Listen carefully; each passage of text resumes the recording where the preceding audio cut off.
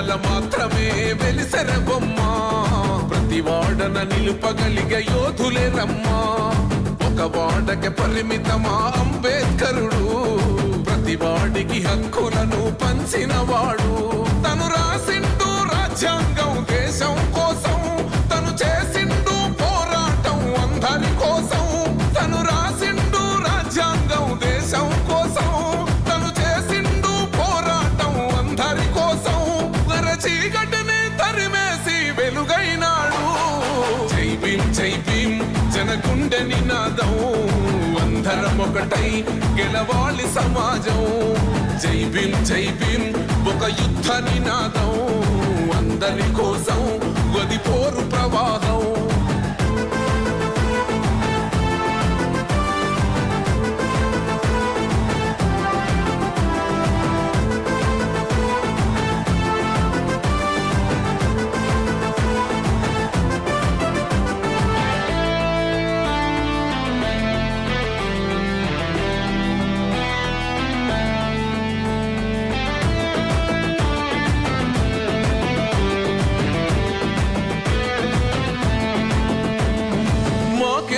మాది కాదు ఆ నినాదం గని అవగాహన లేకున్నది కొంత సమాజం రాజ్యాంగం ప్రతిఫలాలు పొందుతూ జనం అది అంటేందని అడిగే అవివేకుల దేశం జీవితాన్ని దారపోసినాడు రమణకై అవమానాలను భవించి నిలిచెర బలమై భావితరాల బతుకులు మార్చుట కొరకై అనసబడిన వాళ్ళ కొరకు పుట్టెర వెలుగై నువ్వు చదువుతున్న ఈ చదువు ఆయన రాత నువ్వు చేసుకునే ఈ నౌకరి ఆయన రాతే నువ్వు పొందే ఏ పదవైనా ఆయన భిక్షే జై భీం జనగుండె నినాదం అందరం ఒకటై గెలవాలి సమాజం జై భీం ఈరోజు ఆర్మూర్ పట్టణంలో ప్రధానంగా అన్ని దళిత సంఘాలతోని అట్లాగే డాక్టర్ బాబాసాహెబ్ అంబేద్కర్ యొక్క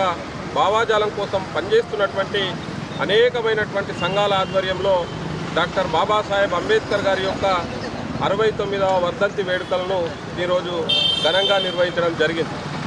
ప్రధానంగా ఈ దేశంలో డాక్టర్ బాబాసాహెబ్ అంబేద్కర్ గారు పేద బడుగు బలహీన వర్గాల కోసం ఈ దేశంలో వేల ఏళ్లుగా కూలానుకొని ఉన్నటువంటి కుల వ్యవస్థను ఈ దేశంలో కూకటి వేలతో పెకలించాలని చెప్పేసి తను ఈ దేశంలో పుట్టిన ప్రతి పౌరుడికి కూడా స్వేచ్ఛ సమానత్వము సోదరభావంతో కూడినటువంటి ఒక వ్యవస్థ ఏర్పడాలని చెప్పేసి వారు తీవ్రంగా కూడా తన జీవిత పర్యంతం కూడా పోరాటం చేయడం జరిగింది. ఈ దేశంలో ప్రతి మనిషికి కూడా సాంఘికపరమైనటువంటి హక్కులు రాజకీయపరమైనటువంటి హక్కులు ఆర్థిక సమానత్వం సాధించినాడే ఈ దేశము పురోగమిస్తుందని చెప్పేసి ఈ దేశంలో ఉన్నటువంటి ప్రజలందరికీ కూడా ఒక సమతాభావాన్ని అందించడం కోసము తన ఆలోచనలన్నింటినీ కూడా యొక్క దగ్గర పొందుపరిచి భారత రాజ్యాంగ రూపంలో చట్టబద్ధం చేసి ప్రజలందరికీ కూడా హక్కులు కల్పించినటువంటి గొప్ప మహానుభావుడు డాక్టర్ బాబాసాహెబ్ అంబేద్కర్ గారు. కానీ ఈ రోజుల్లో కేవలం అంబేద్కర్ గారంటే కేవలం దళిత వర్గాల నాయకుడుగానే ఇవాళ సమాజం చూస్తూ ఉన్నది. కాబట్టి అంబేద్కర్ కొందరివాడు కాదు అందరివాడు అనేటువంటి ఒక నినాదంతో ఇలా ఆర్మూర్లో ఉన్నటువంటి అందరు నాయకులు కూడా పెద్ద ఎత్తున కార్యక్రమాలు చేస్తూనే గ్రామాన వాడల అంబేద్కర్ కొందరివాడు కాదు అందరివాడని చెప్పేసి ఇలా ప్రచారం చేయడానికి వాళ్ళంతా కూడా ఒక సంవత్సర కాలం అంతా కూడా పూనుకున్నదానికి మేమందరం కూడా కృతజ్ఞతలు ధన్యవాదాలు తెలియజేస్తూ ఉన్నాం. కాబట్టి రాబోయే రోజుల్లో ప్రతి మనిషికి కూడా హక్కులు ఆత్మగౌరవము ఐక్యత అభివృద్ధి దిశగా పరుగులు తీయాలంటే డాక్టర్ బాబాసాహెబ్ అంబేద్కర్కి ఇచ్చేటువంటి గొప్ప ఘనమైనటువంటి నివాళిగానే మనం చూడాల్సిందిగా చెప్పేసి తెలియజేస్తూ జై భీమ్ జై భారత్. దళిత సంఘాల ఆధ్వర్యంలో ఈ ఆర్మూర్ పట్టణంలోని అంబేద్కర్ విగ్రహం వద్ద మరి డాక్టర్ బిఆర్ అంబేద్కర్ గారి యొక్క 68వ వర్ధంతిని మేము ఇక్కడ ఘనంగా నిర్వహించి అంబేద్కర్ గారికి నివాళులు అర్పించడం జరిగింది.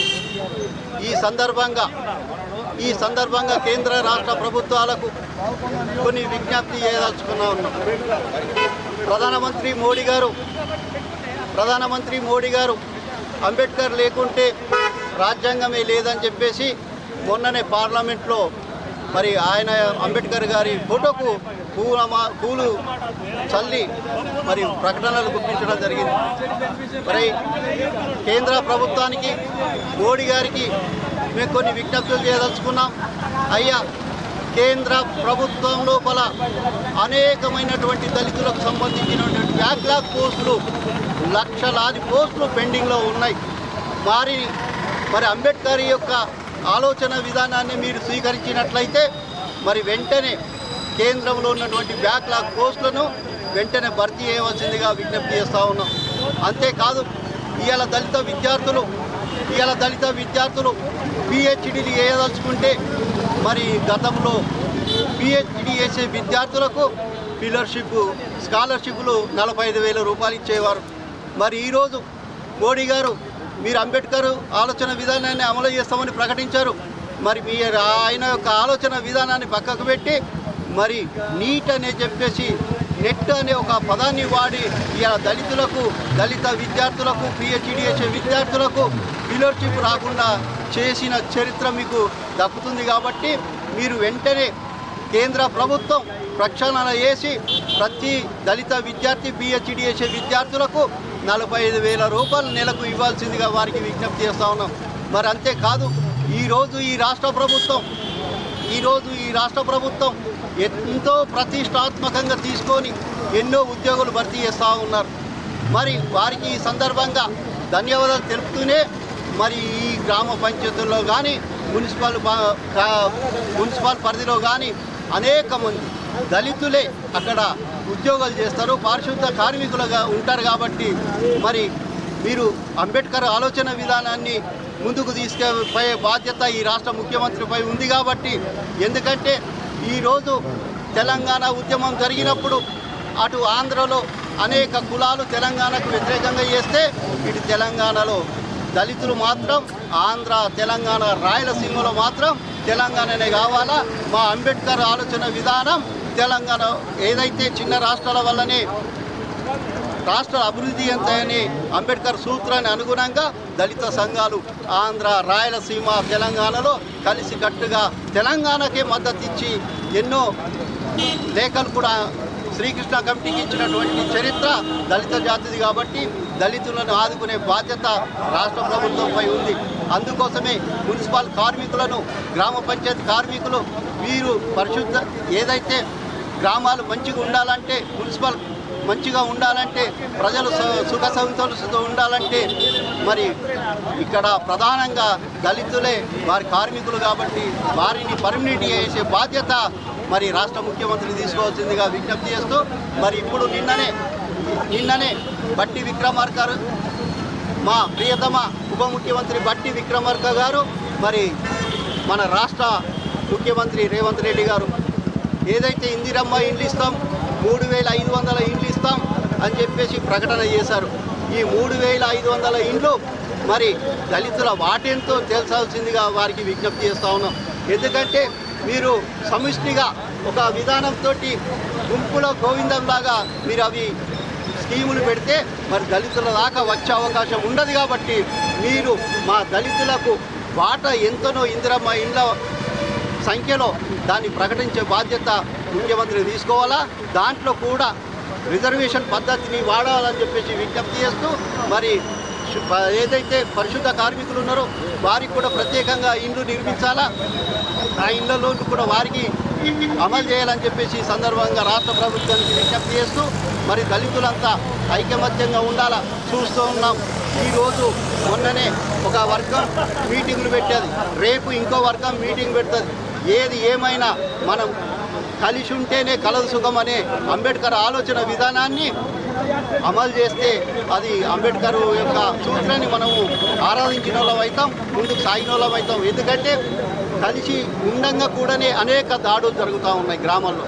కలిసి ఉంటేనే అనేక అవమానాలు జరుగుతున్నాయి పట్టణాల లోపల. ఉదాహరణకు ఒక పట్టణ కేంద్రంలో మరి ఒక రూము కిరాయికి కావాలంటే నీది ఏం కులం అని అడిగే పరిస్థితి ఉంది.